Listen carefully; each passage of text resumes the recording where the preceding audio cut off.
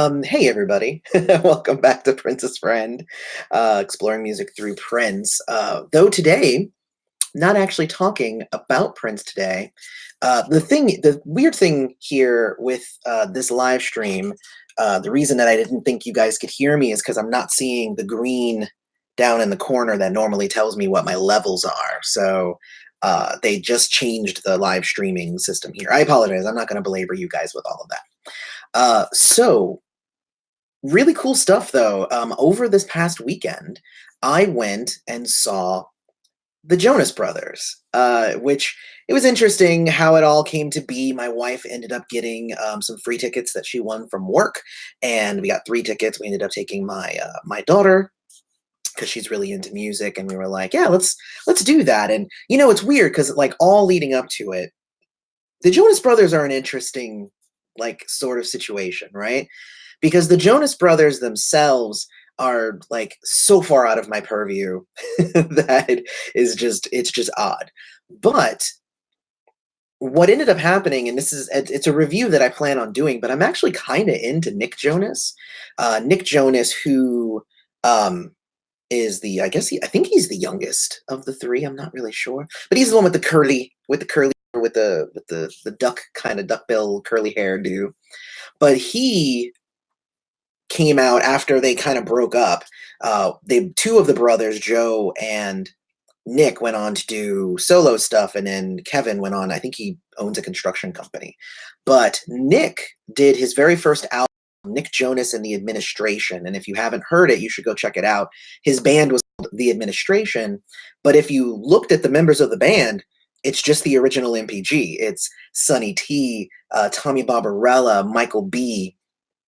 And it was actually pretty cool to see, Nick Jonas doing an album with this band that I love. And what I found out is that Nick Jonas is a huge Prince friend as well. So it made sense for him that if he was going to go out and he was going to do his own album, he was such a huge friend of Prince that he wanted to use the same band, which I thought was really cool. I don't know, it's just me maybe. But I thought that he was like really cool for doing such a thing as well. But anyway, and after that, he obviously his second album came out, and he had Jealous and all the big hits and all that stuff. And he's come out with I think 2 more albums since then. So Nick Jonas has actually done quite a bit in terms of his career. Joe Jonas, I never really got into. And Kevin Jonas, obviously, like I said, he did construction while they weren't together. So, in preparation for this concert, we decided that we were going to like download a bunch of Jonas Brothers and like listen to it like nonstop for like 2 days, which we did, and it was good. I listened to their new album. They have that Sucker song, which is it's super catchy and way not my style, but like you just can't deny how good it is. It's just freaking catchy. So there's that, and then there's also they had a few other songs like Cool and Strangers that were on the new album that I thought was pretty awesome. This concert was at the big arena that we have here in Tampa. It's called the Amalie Arena. It used to be called the Ice Palace. I still call it the Ice Palace. I'm pretty sure most people do. It's where we have our hockey games and everything. But we decided to go to there because that's where the concert was, obviously, and it was a weird kind of like sea of like white girls. And when I say girls, I don't even mean like white women. I mean like majority like white girls, which I actually was kind of expecting the age to be slightly more, like little girls were into them when they were little boys. So it seemed weird that like there was still so many little girls still kind of into the Jonas Brothers, but it was pretty cool. So we show up, yes, hockey in Florida. We have the Tampa Bay Lightning, which is actually like one of the top tier teams, just so you know. Because it's a really cool like arena for that sort of thing. So what ended up happening was we got there, and there was 2 opening acts for the Jonas Brothers. The first one was Jordon McGraw, and it was funny because the booths out in the waiting area, like outside the arena itself, had T-shirts that said Jordon McGraw does not sing country music, and I thought that was awesome. But he actually he sang pop music. Obviously, seems like a good connection there. What was interesting though is that he came out, and I think the songs were pretty good. You could tell that they were radio friendly. I don't know the names of any of them, but he sang them well, and he sang them well, but his band was amazing. Like his band was like going crazy. They were super into it. They were like dancing all over like they were awesome. He sang it well, but he didn't necessarily have the huge kind of stage presence that you want a leading man to have. And what ended up happening was like he was lackluster. I ended up watching like the keyboardist the whole time. Um, so like because the keyboardist was like way into it. He was awesome. But like I said, the songs were great, and he sang them well. And he was on stage for like 20 minutes, 25 minutes, something like that. He was the first opening act, so he was good. Then the second opening act came out, and that opening act was Bebe Rexha. And she was somebody who I didn't even realize that I had heard. I guess all of her songs I have heard before. I think she sang like one song that I hadn't heard somewhere on the radio. But she was pretty. She has an interesting voice. I wouldn't even say that I'm a fan of her voice.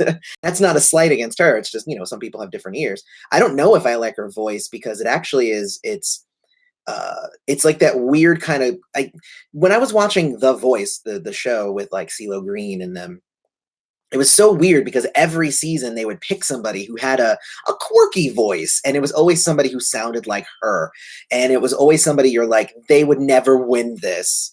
But I guess it's cool that they're there. So what ended up happening was she came out, and the stage show was actually pretty good. Like there was a huge like screen behind her that had like images flashing and stuff. Excuse me. That's the kind of stuff I would normally edit out. But she was pretty cool.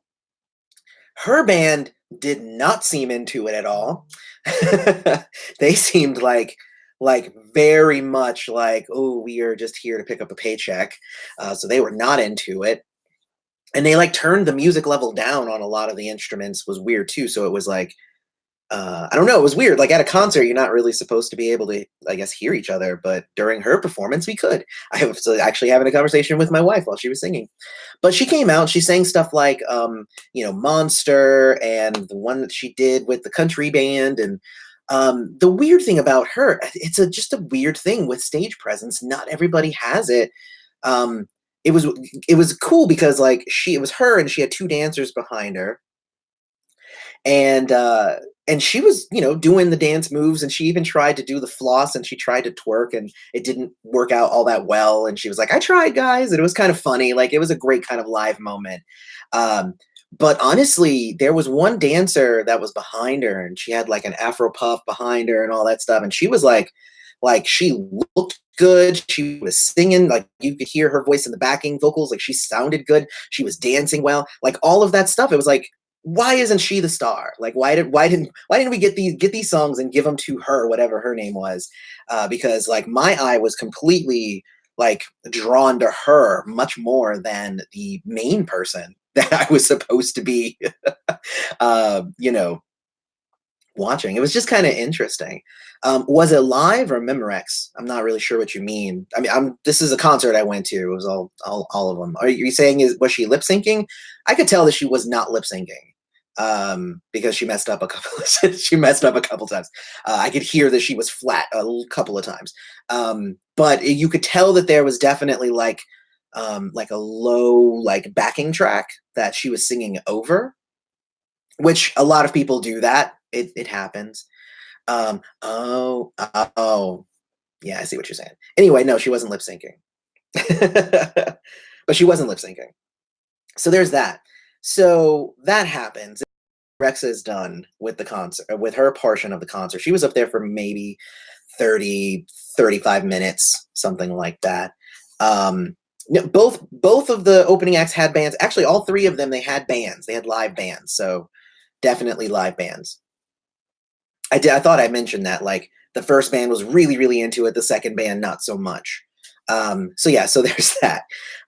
So then by the time she finishes, like the stadium is like packed.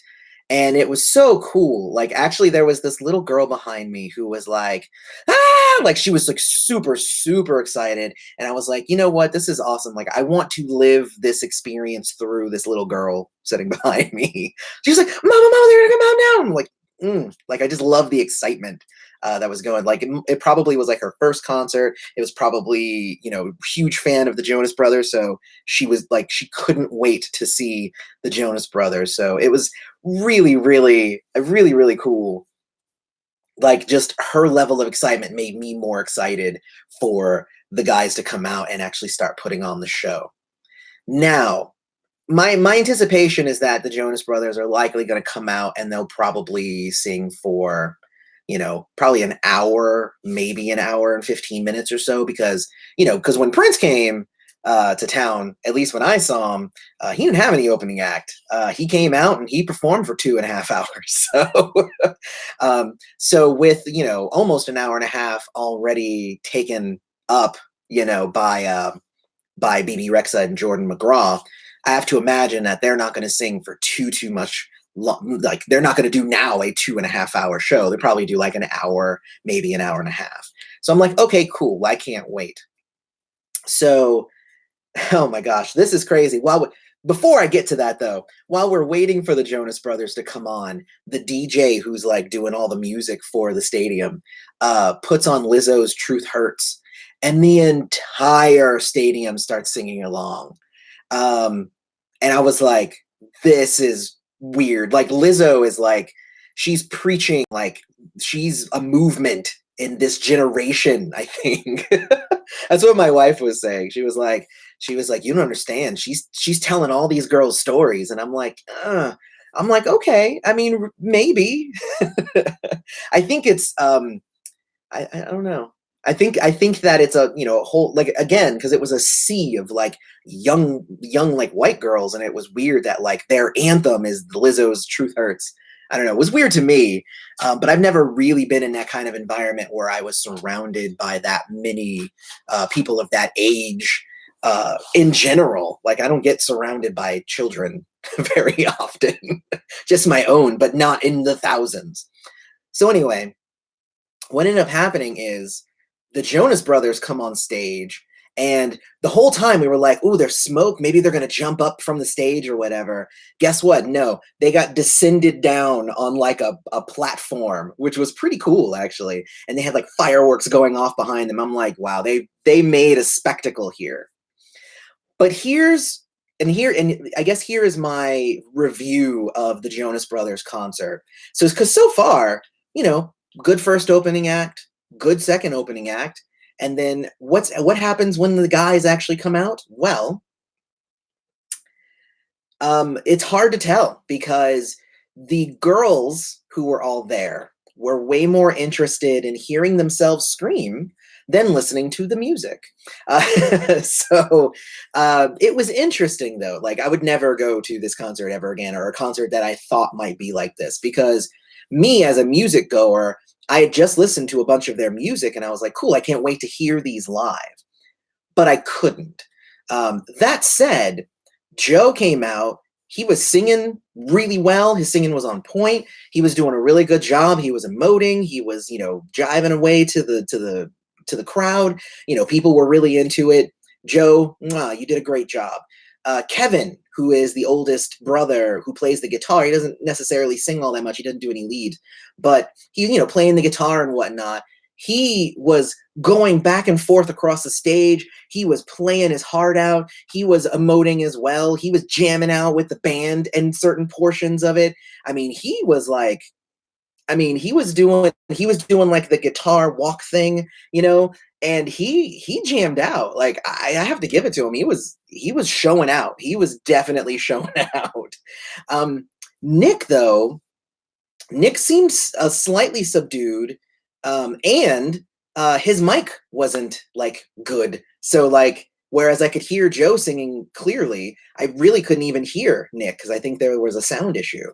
He was emoting, he was doing everything he was supposed to be doing, but it was interesting because like Nick, who was the one I was there to see, ended up like shining the least. So it suffered some from that. And honestly, we waited like 4 songs in, and then like I felt like my eardrums were gonna burst.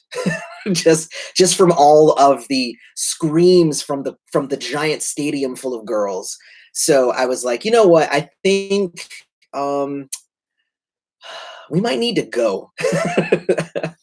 My wife was like, you know what? I think I'm okay with that. And my daughter was like, she had like her hoodie over and she was like this for most of it because it was hurting her. Like, she just kind of came along. She didn't know what she was getting into either. But I have to say, like, they did a good show. And I could hear pieces of the music, and I'm like, wow, that sounds really good. Like, they have one song, what's the name of it? I think it's I'm Human, I think is off of their new album. And I remember listening to it in the car, and my wife was like, I like that song. And I'm like, I don't get it. It doesn't sound good. And then at the concert, they were singing it. And I was like, oh, it's a concert song. I get it. Because it sounded amazing in the stadium. And I even threw it back on in the car on the ride home because I was like, I guess if we're not going to listen to Jonas Brothers in the stadium, I guess we'll just listen to it some more in the car. And it still didn't sound good in the car. So there's a couple of those songs that like, and there's always that thing that happened with the Gorillas as well. Is that like you can tell that they put a song on the album so that you can learn it, but it's not even necessarily that great of a song. Like I remember listening to their album Humans, and I was like, there's a couple of these songs that are just terrible. But then I saw them perform it live, and I was like, oh, it's a concert song. I get it, and it works really well live, and not so much on the album. So anyway, there was a few of those. I would say on the whole, Jordon McGraw, great. I think he did a good job. I think he just needs to bring up. I mean, because he's early in the game, probably just needs to bring up his stage presence a bit, and then he'll be on point because his band was great and the songs were well constructed. Just needs to bring up his stage presence just a bit. Bebe Rexha, I don't know. She's huge and everybody loves her. I couldn't get into her. I couldn't jive. I couldn't understand what it was all about. And then the Jonas Brothers came out, and I could tell that they were doing a good job, but it was hard to enjoy the concert because of the crowd. So that's my review of the show they just did here on Saturday at the Amalie Arena in Tampa, Florida. And I went to it, and it was enjoyable. I would say it was definitely not a wasted evening, but I just wish that I wish they were like Prince, and like afterwards they would have gone and done like a small club afterwards or something, and then and that I knew about it, obviously. So I could have gone there and actually heard them perform their songs the way that we should be able to hear them, but I just couldn't enjoy it because of the crowd. So actually, you know what I would love to hear though in the comments? I want to hear if you've ever been to a concert like that you had to leave early because of how loud, or I guess rowdy, the club was. I would love to hear what you guys have to say about that, because I want to know if that's ever happened to you. I think this is the first time I've ever left a concert because the crowd was bad. I've left because because I randomly will go to concerts. I'll be like, I don't know what to expect here, but let's see if they're any good. And I've left concerts before that I'll be like, hey, looks like they're not. So so I just leave. But I will say though that it was definitely not a night wasted. And I had fun. I hung out with my wife and my daughter. We had fun. So anyway, there's a couple of things here. I'm glad that you guys ended up being able to hear me. I won't unplug my mic next time, but it should be telling me that there's vocals and stuff here. Let's see. Let me see. Relo, pardon my referencing Prince, as that's what I know a bit about.